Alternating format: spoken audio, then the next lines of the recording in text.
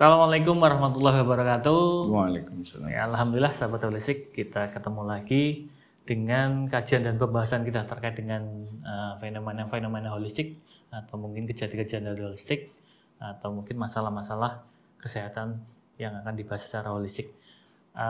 Untuk kali ini ya masih tetap dengan narasumber kita Pak Puji Hartanto ya. Untuk kali ini kita akan Pak Puji, ini terkait dengan ada mungkin pertanyaan, ada mungkin kasus juga terkait dengan ini Pak.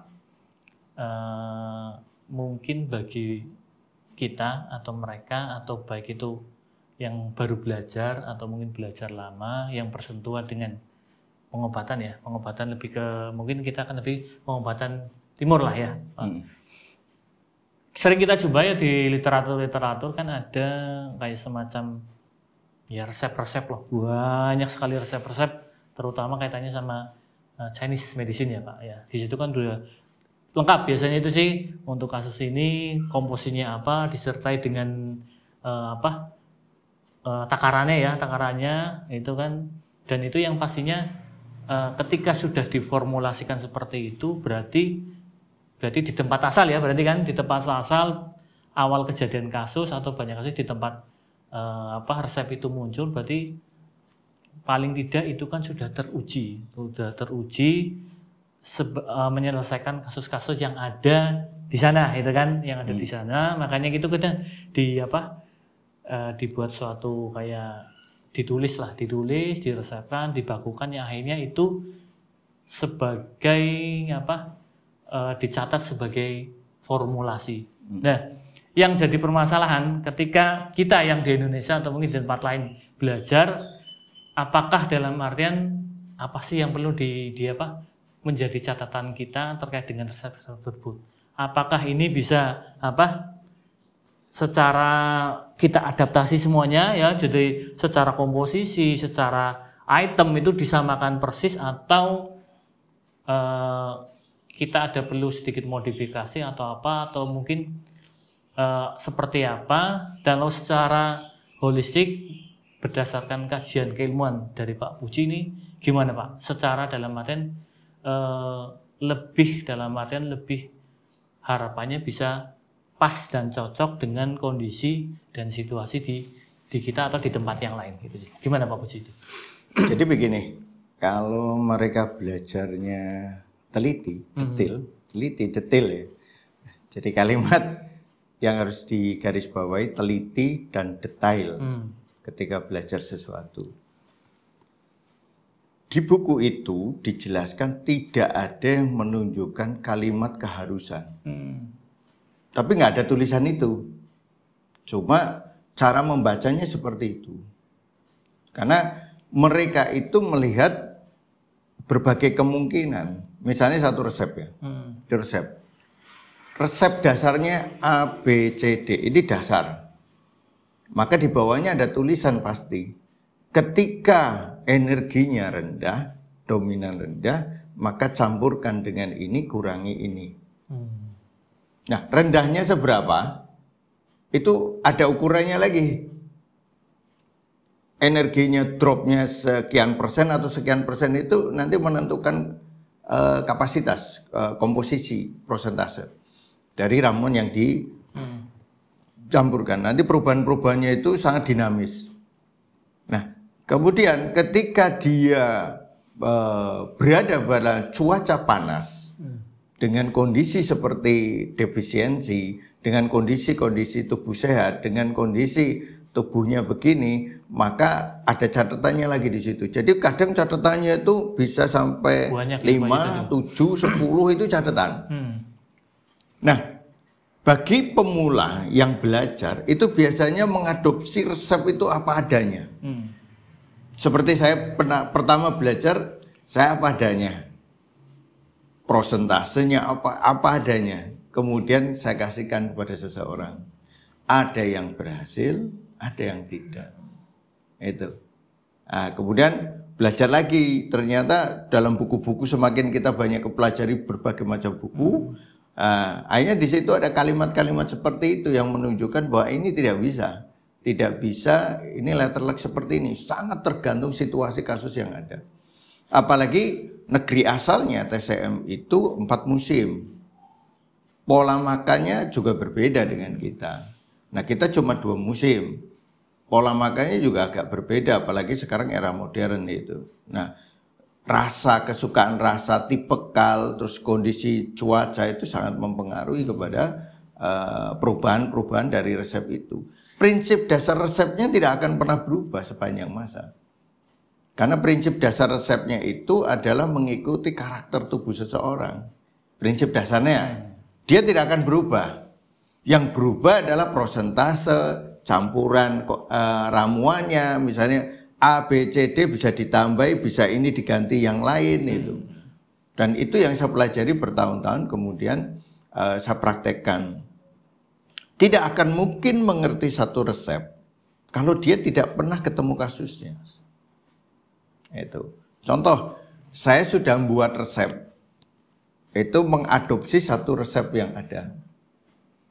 Kemudian tidak saya rubah.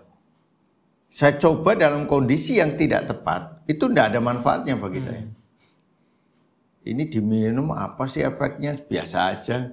Tapi ketika saya sedang kena kasus, di saat semua ramuan yang saya buat itu tidak bisa, saya ingat secara ya Allah kasih petunjuk lah. Saya ketemu lagi 2 botol sampel itu, terus saya minum. Nah, cobalah ngelihat cuaca kayak gini. Saya udah 1 bulan sakit, sudah nggak bisa selesai, hanya nyampe di tengah-tengah lah, nggak bisa keluar dari penyakit itu. Karena apa? Obatnya nggak bisa menyelesaikan semuanya. Karena ada bahan yang tidak harusnya ada, itu tidak saya minum. Nah, begitu ketemu itu, saya langsung membaiknya cepat. Reaksinya dalam 1 hari itu kelihatan. Nggak perlu 1 hari lah, setengah hari, sekian jam itu sudah kelihatan sekali. Berarti ini cocoknya di cuaca kayak gini, dalam situasi kayak gini. Tapi ketika saya minum ramuan itu sendiri, saya nggak bisa. Itu enak, tapi menimbulkan reaksi yang PPL yang masuk, serangan cuaca yang masuk ini tidak bisa keluar dengan baik, tapi kasus yang di dalam agak mereda. Akhirnya saya campur dengan ramuan saya sendiri dari Indonesia yang sudah saya buat 10 tahun yang lalu, hampir 15 tahun lah. Itu yang sekarang jadi Kujamik, atau kita nyebutnya dalam bahasa Cina PVGC. Padahal itu ramuan Indonesia semua. Nah, itu cuma karena peruntukan. Begitu dicampur itu, dalam hitungan nggak nyampe 1 minggu lah, sudah selesai masalah yang saya sakit selama 1 bulan itu nggak hilang. Itu naik, keringat masih dingin, nanti masih lemos itu hilangnya di situ. Bukan oleh satu resep ini, tapi harus dicampur. Berarti ada tambahan, teman-teman. Berarti secara prinsip itu resep asal, resep dasarnya itu sama, tapi dengan adanya resep dasarnya kan dalam artian kondisi dan situasi itu juga berbeda. Makanya campurannya berbeda. Yang menyebabkan ada pemilihan tambahan yang mesti diperhatikan. Betul. Itu. Berarti karena terkait dengan kondisi cuaca masing-masing tubuh juga berbeda-beda. Kalau semuanya gini Pak. Kalau di resep itu yang banyak kan literatur yang mungkin Pak Puji baca atau jumpai, ada nggak dalam artian informasi terkait dengan ini resep ini muncul dibuat pada kondisi apa, situasi seperti apa? Ada sebenarnya di sejarahnya, di kisahnya itu ada. Cuma untuk mengetahui yang dimaksud penulis resep itu, dia harus ketemu kasusnya langsung. Contoh ya. Di tempat kita namanya kode 9. Ada resep itu sangat terkenal sekali untuk udim. Untuk udim ya. Dengan penjabarannya A, B, C, D. Tapi ketika ini kita kasihkan pada udim dengan lidah yang lembab. Dengan dasar lidahnya pucat bukan merah. Tidak bisa. Kita nyebut kode 9 tapi di buku aslinya itu bukan itu. Namanya beda, itu pengobat banyak yang tahu. Maka jarang kita resepkan. Kenapa? Ketika itu diresepkan di Indonesia, misalnya orang gagal ginjal dengan udim, orang asites dengan bengkak, di buku itu bisa, Termasuk kita gunakan untuk hidrosipalus, bisa. Tapi ketika lidahnya ada seperti itu, drop orangnya. Maka saya membuat resep baru, bikinan saya sendiri, tapi atas dasar prinsip-prinsip yang sudah, oh ini yang kurang ini saya bikin. Hanya yang laris justru yang banyak dipakai, yang punya resep yang sudah kita modifikasi. Karena apa? Situasinya berbeda. Nah, akhirnya kita buat resep itu, kemudian pada kasus ASI tes perutnya buncit, kemudian dengan lidah lembab. Nah, ketika ada mual muntah, kemudian kita baru campur dengan ramuan untuk membuang kelembaban sehingga mual muntahnya hilang. Nah, ketika dia lidahnya agak merah, cenderung ke merah, ada kelembaban, baru masuk. Berarti yang dimaksud oleh ini, pada di situ ada kalimat defisiensi limpa, tonikum limpa untuk kasus defisiensi limpa dengan adanya udim, asites, hidrosipalus. Tapi yang dimaksud defisiensi ini adalah dia kelemahan, tapi bukan kelemahan karena dirinya dia, tapi karena tekanan dari yang lain. Misalnya liver tipe panas, kemudian liver menindas, bahasanya kalau ke Cina ya. Liver menindas limpa. Limpanya lemah karena tindasan ini, kemudian tindasan ini membuat organ ini menjadi lemah, tapi dasarnya bukan ini. Dasarnya dari liver yang terlalu ekses itu. Tapi ini defisien ini ekses. Maka tekniknya adalah disedasi, ini tonifikasi. Tapi tonifikasi limpa ini tidak boleh melebihi kemampuan sedasi.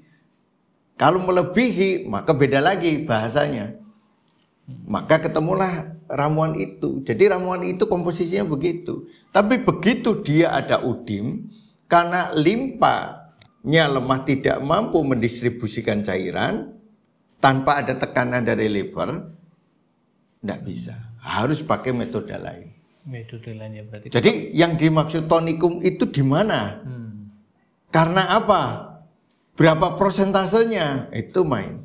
Berarti memang harus dalam artian betul-betul paham pendetailan ya, dalam artian seperti tadi dikatakan Pak Puji, berarti tonifikasi sampai tahap mana, seperti apa, seberapa persen, dan memang kadang-kadang ini yang luput ya, dari terutama bagi mereka-mereka yang baru belajar, karena mensifati atau mendeskripsikan satu sifat itu hanya mungkin dengan satu kalimat, padahal itu penjelasannya mungkin kalau lebih detail lagi banyak kalimat yang bisa menjelaskan itu. Karena ya, Pak? Perumus ramuan itu paham betul teorinya, teori sebelum meracik. Teori kasus penyakitnya, bagaimana penyakit itu terjadi, dia tahu klasifikasi ramuan itu, akhirnya dia bisa menyusun itu. Nah, ketika kemudian saya meneliti ramuan itu, saya tahu, oh berarti dia cara berpikirnya seperti, akhirnya kita kan kenapa kita lama belajar di modul 1 dan 2? Karena supaya ketika masuk ke herba, masuk ke teknik lah. Teknik mau pijat, mau tusuk jarum, mau ini, kita sudah matang di teori penyakitnya. Sehingga ketika ini kita bisa, oh ini jarumnya sekian saja, tusukannya sekian, nggak usah banyak-banyak.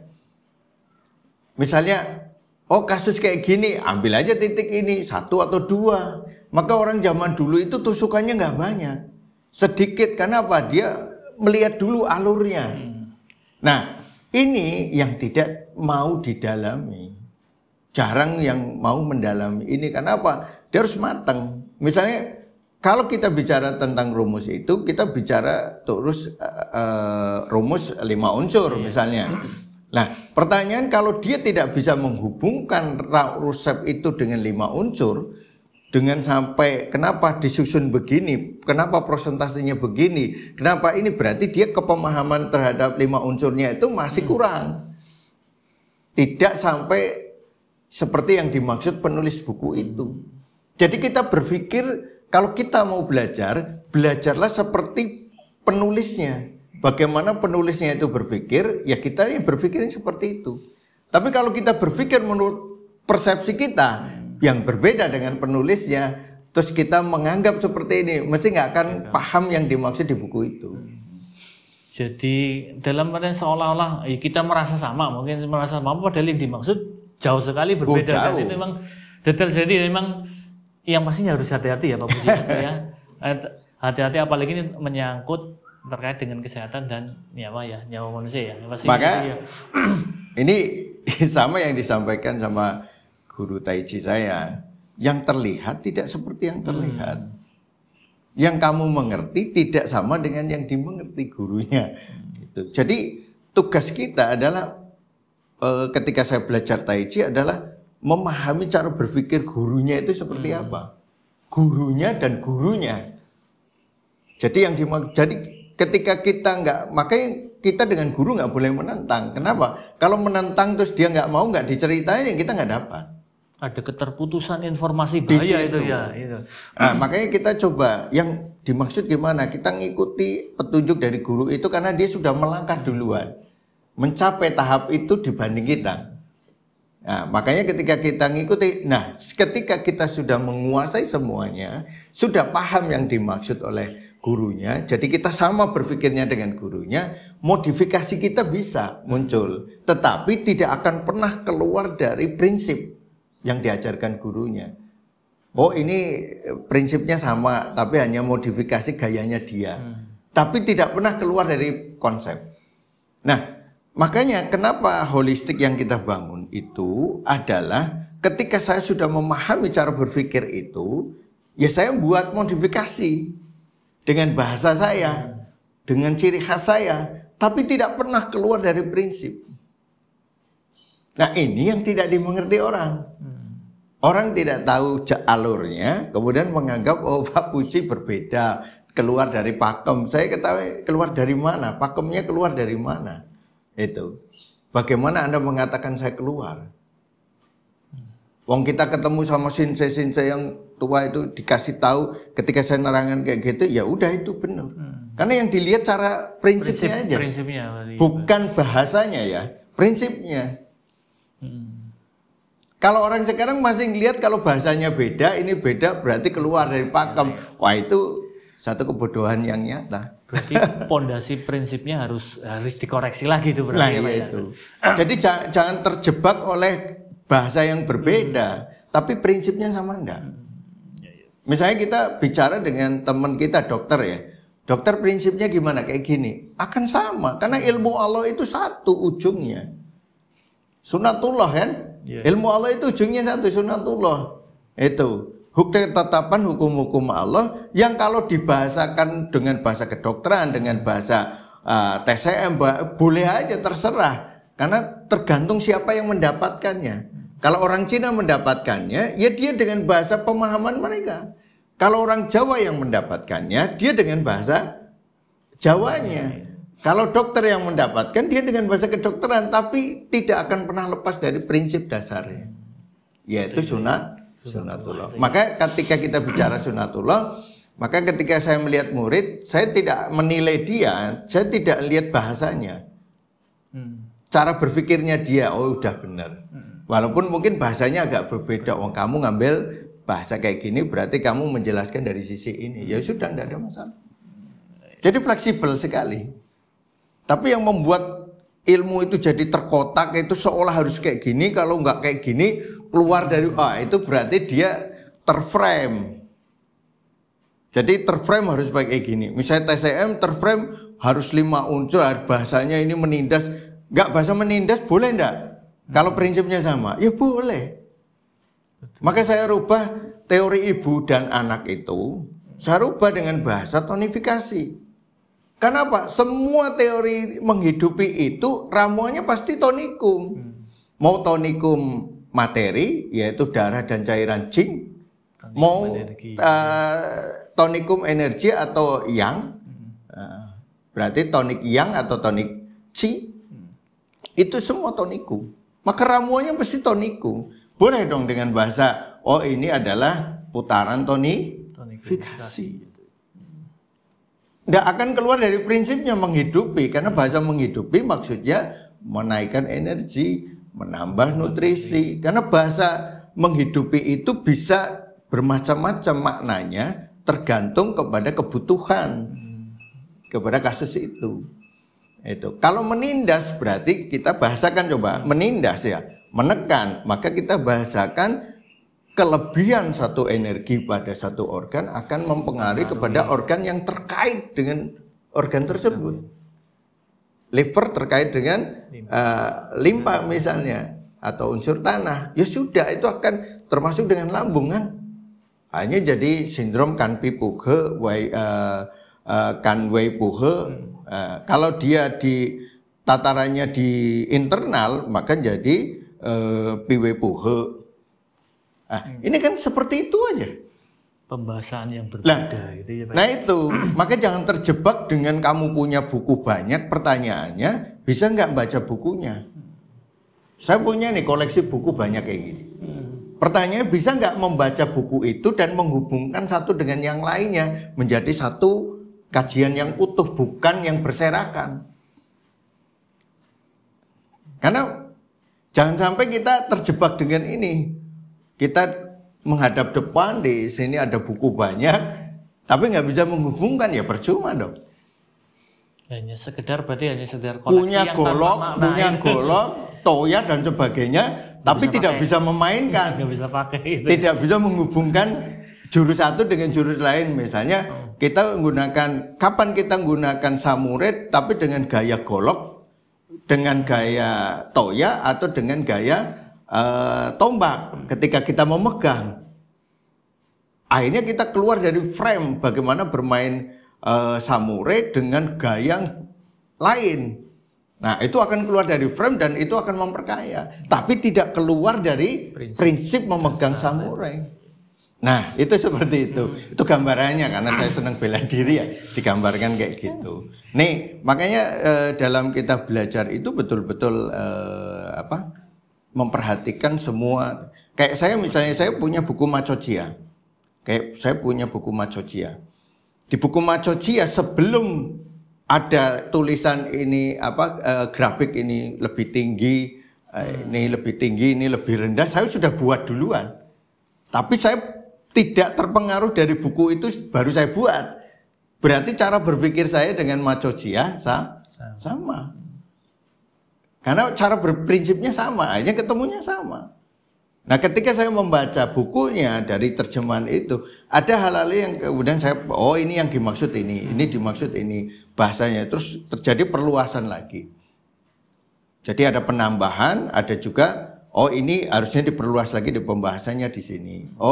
Akhirnya saya juga mendapatkan perluasan dari bukunya Macocia itu, kemudian ini saya juga bisa melihat sesuatu untuk bisa dijabarkan lebih detail dari kalimat yang sederhana di situ.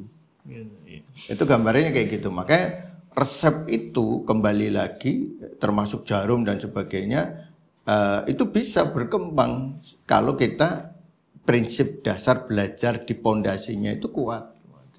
Kalau di pondasinya tidak kuat, ya akhirnya dia hanya letterlek.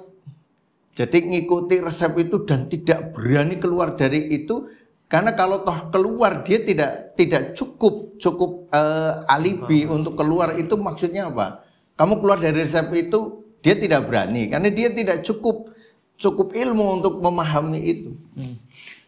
Kalau keluar dia harus tahu, harus bisa dipertanggungjawabkan. Saya kayak gini, saya rubah kayak gini karena situasi kayak gini. Begitu dipakai, bagus. Berarti ada pertimbangan-pertimbangan berdasarkan kajian keilmuan yang mendasar, bukan asal ngerubah. Berarti memang makanya memang dalam artian mereka yang dalam artian tidak mau keluar karena yang tadi yang Pak Puji katakan bahwa ada keterbatasan informasi sehingga dia kayak semacam sesuatu yang ini tidak baku dan tidak boleh dirubah, padahal dia tahu ada ruang sebenarnya. Pak. Karena apa? Dari penulis buku itu tidak ada mengatakan harus. Kalau mengatakan harus dari sisi mana? Coba buku mana? Tunjukin. Ya buku resep Cina itu satu. Mesti turunannya satu, siapapun yang menulis ya bahannya sama. Mau pakai bahasa Inggris, pakai bahasa apa? Sama. Bukunya standar. Karena itu, makanya tapi dari buku yang standar itu, di IGNI juga kan mengeluarkan juga. Tapi sumbernya sama di bahasa Indonesia kan. Di situ nggak ada kalimat bahwa harus seperti ini, enggak. Tapi prinsip dasarnya seperti itu. Sama ya. Ya. Ya, begitu ya sahabat holistik sekalian ya. Mudah-mudahan banyak sekali informasi yang dalam artian disampaikan oleh Pak Puji. Mudah-mudahan ini sebagai bisa mengingatkan kita semua, mungkin terapis-terapis yang sedang belajar TCM terkait dengan pemakaian resep-resep yang ada di literatur, literatur yang ada, dalam artian memang lebih berhati-hati kondisi dan situasi yang memungkinkan aplikasi dari persepan. Yang pastinya jangan lelah lah, dalam artian jangan bosan-bosan untuk belajar, karena dalam artian ketika kita terjun di dunia pengobatan, yang kita hadapi adalah nyawa manusia, yang pastinya harus lebih hati-hati karena yang pastinya akan dimintai pertanggungjawaban. Mudah-mudahan banyak manfaat yang bisa diambil hikmahnya juga, memicu kita untuk lebih dalam artian lebih semangat lagi untuk belajar. Mudah-mudahan bisa menginspirasi. Sampai ketemu lagi dengan tema-tema yang lain. Assalamualaikum warahmatullahi wabarakatuh. Waalaikumsalam.